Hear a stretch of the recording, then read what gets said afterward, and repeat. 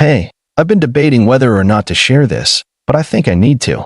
Honestly, I don't know how else to process what happened. My name is Sophie, I'm 20 years old, and I've been living at home for a couple of years since I graduated high school. But for the longest time, I've been stuck in this weird dynamic with my family that I'm just so done with.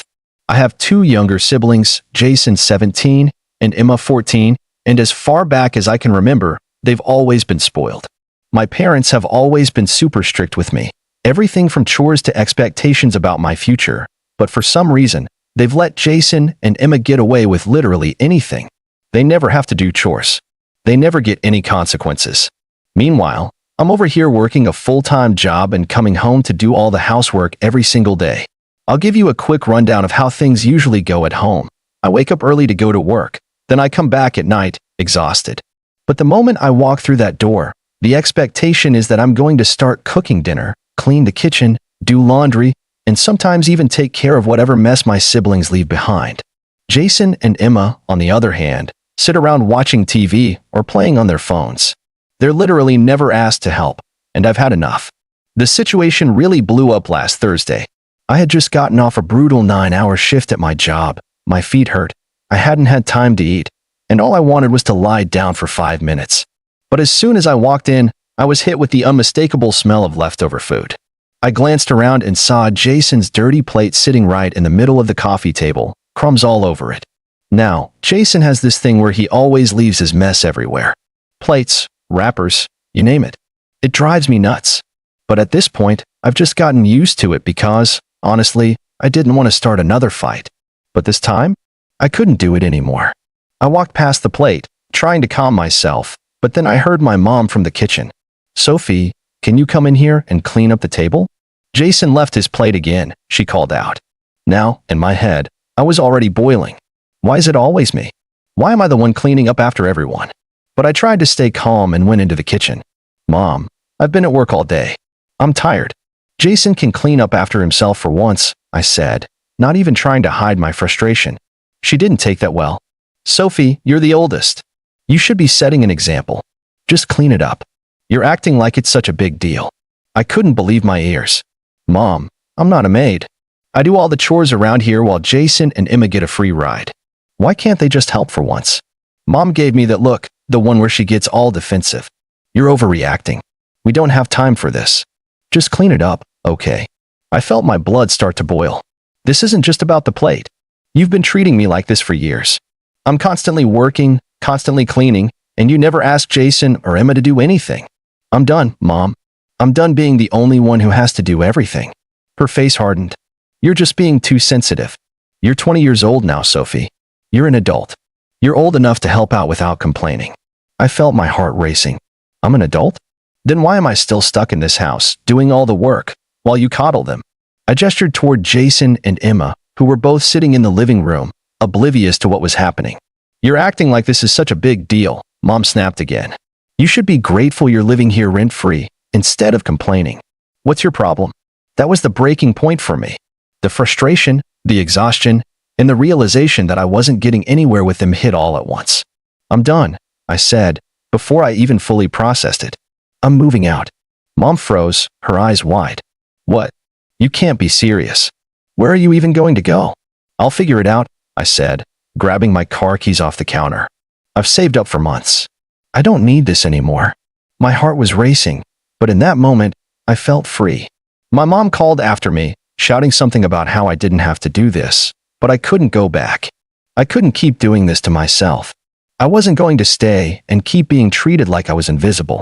I slammed the door behind me, and as I got into my car, I felt a sense of relief. I didn't know where I was going to stay yet, but I didn't care. I just knew that I couldn't stay in that house another minute. I don't think I've ever felt such a strange mixture of fear and excitement in my life. The car ride was quiet. I drove around aimlessly for a bit, just to clear my head. I wasn't sure where I was going to stay, but I knew I couldn't go back home. I parked at a nearby cafe and sat in my car for a while, scrolling through my phone. I found a couple of listings for rooms for rent, and after making a few calls, I ended up finding a place that seemed decent, a small one-bedroom apartment in a quiet part of the city. The rent was higher than I wanted to pay, but I could manage it for now. The idea of being away from my family, Not having to clean up after them or deal with their constant criticism was worth it. I signed the lease the next day, and by the end of the week, I had packed my stuff and was officially out of the house. I took everything I needed, my clothes, some basic furniture, my work gear, and a few keepsakes. It was a strange feeling, knowing that I wouldn't be coming back. No more random chores or being told I was too sensitive. The first few days were the most freeing I'd felt in a long time. I stayed in my new place, getting used to the quiet. I could come and go as I pleased, and no one was there to tell me what I should or shouldn't do. I cooked when I felt like it, and if I didn't want to do anything, I didn't have to. It was a small place, but it was mine, and that was enough. As the days went by, things started to settle. I got into a routine: work, the gym, a bit of Netflix in the evenings, and I started feeling more like myself again. I still kept in touch with a few friends, but honestly, I was starting to realize how toxic my family dynamic had been. I didn't have to carry the weight of all their problems on my shoulders anymore. The freedom was incredible. But then, about a week into living on my own, the call started. At first, it was just one voicemail from my mom. It was typical, her voice full of concern, but not the kind of concern that comes from actually caring about how I was doing. No, this was a different kind of concern. "Sophie, we need you to come back home. The house is a mess. You left your things everywhere, and no one's doing any of the chores. Your dad's been complaining, and Jason and Emma don't even know how to clean up after themselves. Please just come back for a little while. It's getting out of hand. We could really use your help." I felt a little bit of anger bubbling up as I listened to the message. Help? They hadn't cared about me helping before.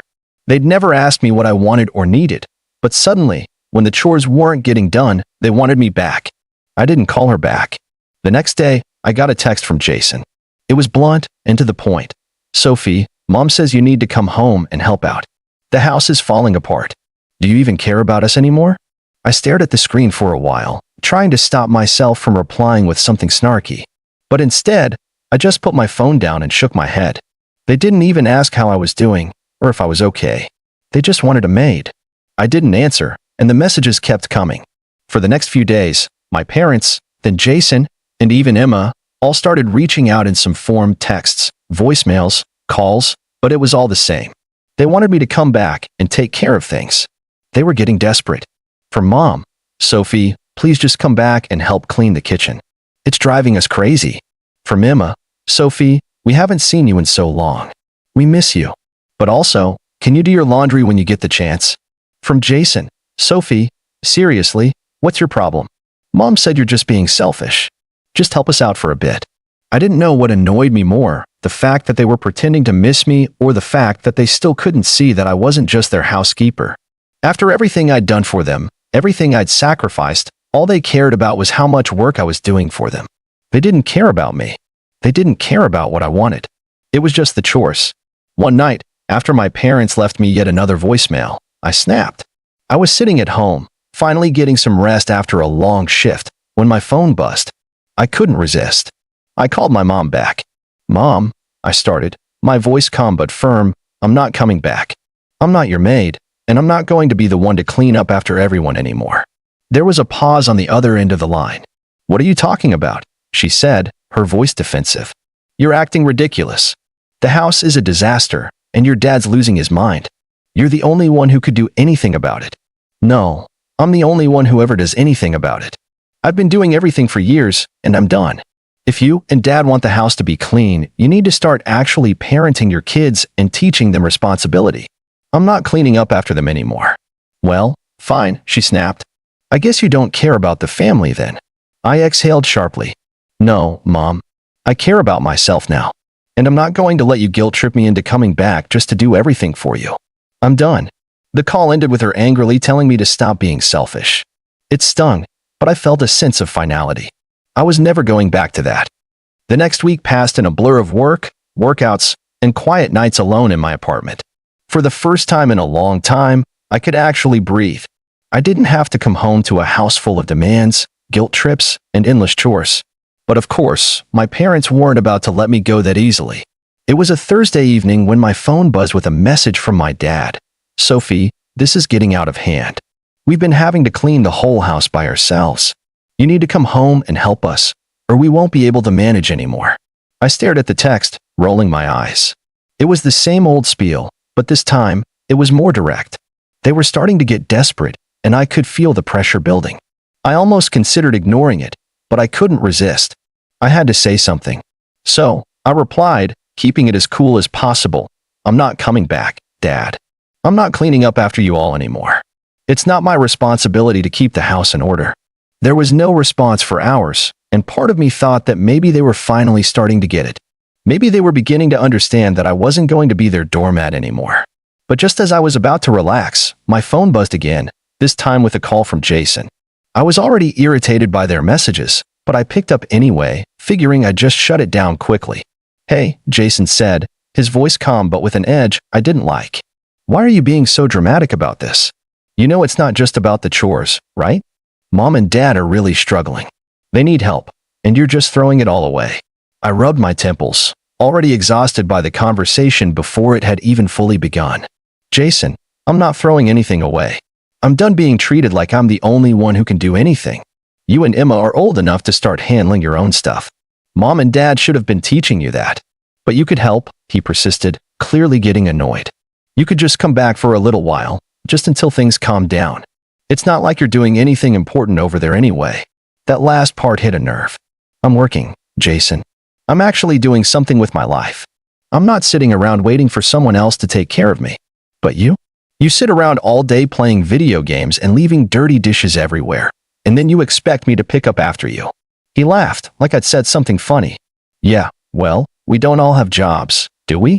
You act like you're some big deal just because you work a little. Mom and Dad are stressed enough without you acting like this. I was done. You know what? I'm done talking about this. You and Mom and Dad can keep playing these games, but I'm not your scapegoat anymore. I'm not coming back. I hung up before he could say anything else, feeling my heart racing. But no sooner had I set my phone down than it buzzed again. This time, it was from my mom. I almost didn't want to open it, but curiosity got the better of me. Sophie, we need to talk. You need to come home. Your father is having a breakdown, and the house is in complete chaos. You're not being fair. Please just come back for a bit and help us. I felt a burst of anger flare up in me. A breakdown? I muttered to myself. They're the ones who've been breaking me down for years. I didn't respond to her, but I could feel the pressure of their demands pushing on me, the weight of their expectations crawling under my skin. I hated it. That night, I decided to take a walk to clear my head. As I strolled through the streets, I thought about what my parents had done to me. The way they treated me like an unpaid maid. The way they thought I should be grateful for the scraps of love they threw my way, all while letting my siblings get away with murder. It wasn't fair. And now, I was paying the price for standing up for myself. When I got back to my apartment, I felt like something had shifted. This wasn't just about cleaning the house anymore. This was about my independence. My family had always expected me to bend to their will, to sacrifice my own happiness for their convenience. But I had done enough. They weren't going to make me feel guilty anymore. A few days later, the calls started again. This time, it wasn't just one voicemail or text. It was relentless. My mom called and left 5 messages in a row, each one growing more frantic than the last. Sophie, we really need you to come back. This is getting out of hand. Your dad can't handle it alone. Jason and Emma won't do anything. You're the only one who can help. And then, a couple of hours later, another one. Please, Sophie, I'm begging you. Come back. We'll make it right. You don't have to do everything, but just come back for a while. We're desperate. You're the only one who can fix this. The desperation in her voice was unmistakable, but I could also hear the undertone of manipulation. It wasn't about me. It was about getting the house in order, about getting me back to do the work they refused to do themselves. I let the messages pile up. Each one, a reminder of how much I'd done for them, how much I had sacrificed for their comfort. And now, they were trying to guilt me back into the same role. But I wasn't going back. It wasn't long before Jason called again. Seriously? You're just going to ignore us like this? You're letting the house fall apart because you're too stubborn to help? It's pathetic. I let the call go to voicemail. I was done. But as much as I tried to block them out, I could feel their presence looming over me. I could feel them pulling at the edges of my resolve. The pressure to return, to fix everything, was mounting. But I couldn't let them break me down again. I was free, and I wasn't going back. Not until they understood what they'd done to me. A few days passed after the last desperate messages from my mom. I didn't want to go back. I knew that. But something kept gnawing at me, some unresolved part of me that wanted closure, that wanted to end it once and for all. So, I finally made the decision. I was going back. But this time, it wasn't about fixing things for them. It was about making it clear that I was done. I threw on an old hoodie and jeans, grabbed my keys, and drove back to my parents' house. As I pulled into the driveway, my heart began to race. The house was familiar, but everything felt different now. This was no longer home in the way it used to be. It was a battlefield. I took a deep breath and walked up to the door. I knocked once, then pushed it open without waiting for a response. I could already hear my dad's voice from the other side of the door, talking to Jason and Emma in the kitchen.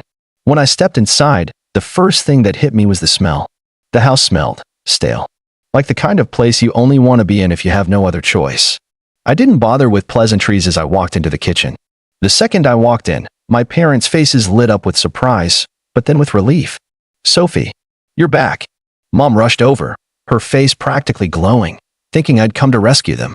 "Finally," Dad said, getting up from the table. "We've been waiting for you. Things have really gotten out of control here." Jason and Emma barely glanced up from their phones, too absorbed in whatever was going on in their little worlds. I stood there for a second, watching their expressions, expecting me to just fall into the old role I had played for years. The fixer, the one who made everything right. But instead, I took a deep breath and let it out slowly. "No, I'm not here to rescue you," I said, my voice steady but full of the weight I had been carrying for so long. The confusion on their faces was palpable. My mom took a step back, blinking as though she couldn't quite understand what I meant. "What do you mean, honey? You're back. We really need you, no, Mom. You need me to clean up after you. You need me to fix your mess because you refuse to do it yourself. I've been doing it for years, and I'm done." They froze, and for the first time, I saw something change in their eyes. My dad opened his mouth to say something, but I didn't let him.